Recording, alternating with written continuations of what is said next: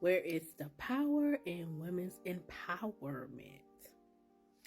Okay, I'm gonna start off and say, like, back in 2017, 2018, before most of the women's gatherings outside of the major women empowerment events like Essence Festival, things like that start becoming like more local things amongst the community. I started a sisterhood group called Queens of Unity, which was based in 2017, 2018. Basically, it started off in my living room in my apartment. No one didn't have to pay anything. I offer refreshments, sometimes dinner, even had t-shirts. I mean, the t-shirts cost because I had to pay for the t-shirts, so even the cost of the t-shirts wasn't a profit. It was just me making half of the money back, not even all.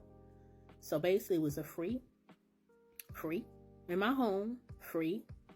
I provide snacks, I provide drinks, I provide wine, I provide food, and little other things, And during the time, that's when I also started my self-care business, where I was having that natural products and things like that. So if they did wanted something that they was able to purchase, if not, that was fine. I was still having the event anyway.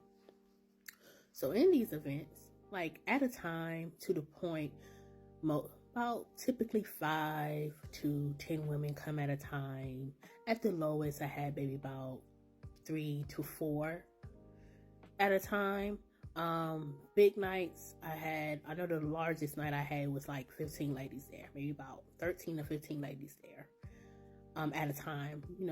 Some, I had like a good three that came to almost like all the meetings, and some was able to come to a few. I understand things happen, you gotta go to work, gotta deal with children, so I didn't expect everyone to come to every meeting, because it was something I was doing for women.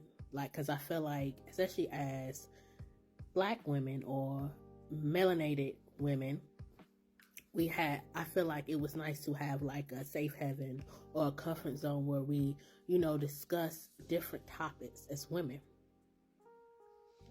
So over time, I did that for about a good year or two. And like I said, this was back in 2017 and 2018. So my life has changed. Spiritual awakenings have came so much lessons, so much timeline, so much shifts has happened since then. So of course I don't see myself as the same woman that I was when I first started that, than the woman that I am. Okay? And that's why I'm getting to the point. So over time, when I was having these sisterhood meetings, I had like 2 big I had one event, and then one mental health event. Then I had like one big vending event where different small business owners, that was women, was able to showcase, broadcast, and vend their products or services. So I had it at a Black-owned venue in the community. Had that. And like, even through that time when I was having this, where, like I said, a lot of women during that time wasn't really having local girl brunches like they do now. Like, I guess especially since after COVID, a lot of stuff been happening like that. And a lot of women weren't really having much stuff like that. I mean, there was coming up, but it wasn't as much as it is now. And I start to hear some negative feedback of what I was doing. I guess you can say kind of hating, like little feedback, like telling somebody, oh, you're doing this with this. Like, just people just having something to say. And when you're doing good or bad, people going to have something to say. And of course, it was women, Black women at that, not much, not the good always outweigh the bad, but it didn't change the fact that it was happening. And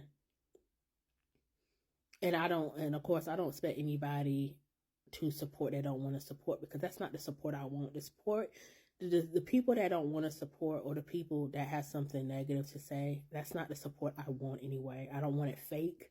I don't want it even fake. I don't want it. So when COVID happened, a lot of things shut down, a lot of getting together and things shut down. So gradually over that time, I was on my own journey because I had my own spiritual awakenings and my own universal downloads during COVID time. I guess we all had our own share of that. So I guess over time, I kind of stopped doing the sisterhood meetings. And over time, I start learning myself more. And over time, I start learning my different relationships with women and basically taking more accountability for myself, and also taking accountability on behalf of how women really operate and how women really bond with each other. And I kind of start being to myself more. And I had to realize I had to learn a thing about trauma bonding, I knew about trauma bonding, but I had to really get in the depths of trauma bonding and realize that make sure the connections I made wasn't all about trauma bonding. And when it comes to women, I'm going to say Black women because I'm a Black woman, so I'm speaking on behalf of Black women here. A lot of us, I'm going to say us because as in one, get close to people through drama, through trauma, through circumstances that's not making you happy more than circumstances that are making you happy. I'm not saying I love connecting with women. I love connecting with women. I love talking with women. I love discussing different things with women outside of men, outside of drama, outside of just feeling pity. I like discussing things with women. But over time, I had to learn to become my own best friend, or learn to, nurture my spirit outside of just being clicked up. And I've never been a clicked up person. All my life, I always been the oddball. And I noticed with a lot of women, not all, that most of them like to hang out with people who only got everything in common with them, and anybody outside or different from that, it's like the enemy. It's like, if I don't know you, you do this different than me, I don't do that, then I can't fuck with you because you do this and I do that. But as I said before, overall, I do love women. I do love Black women. But the way we connect and bond with each other, most ways how Black women connect and bond with each other, I'm not down for it, because most of it comes through sadness, pity, baby daddy drama, and I understand motherhood. I'm not a mother, so that's a lot of stuff. That's some things I know I can't always relate to. And also, like, having hatred or drama with another woman.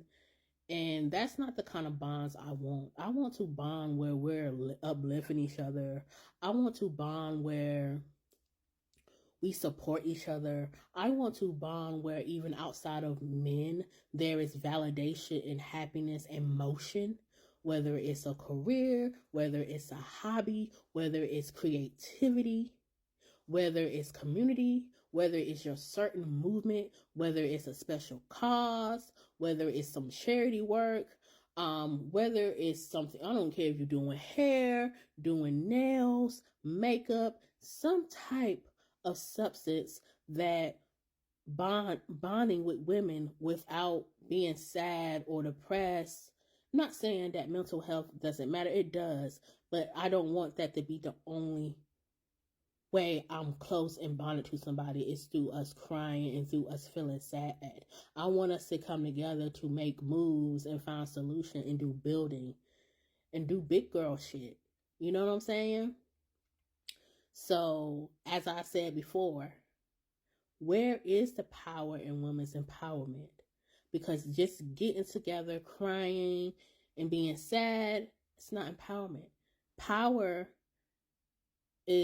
starts within, and that power is something we can uplift each other and bond together without feeling sad or feel like we have to always overcome something. Let's shake the table. Let's conquer. Let's find the power and empowerment.